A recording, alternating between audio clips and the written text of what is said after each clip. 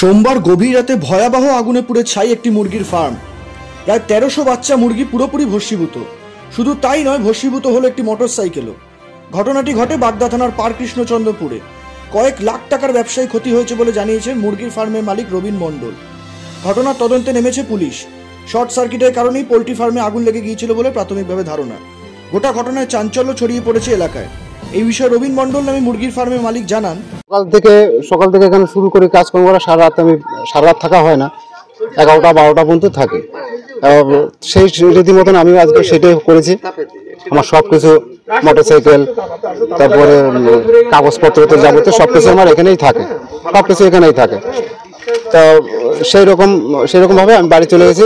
বাড়ি চলে যাওয়ার পরে আমার এখানে এই যে আমার ভাই হয় সম্পর্কে, ভাইকে ওখানে ছিল, তাওই মশাই ছিল, এবং তাদের উপর ভরসা করে চলে যায়। এবার ফট করে সেটা কিভাবে আগুনটা ধরলো তারাও বলতে পারে না, আমিও বলতে পারি না।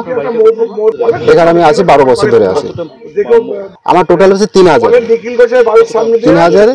তাই এখানে এবার 1300 প্লাস এই ঘরটা বাচ্চাটা ছিল। এটা আমার ঘর দিয়ে আমার 10 লাখ টাকার উপরে ধরা চলে। এখানে ক্ষতি হলো আমার টোটালি আমার কিচ্ছু নেই এখানে।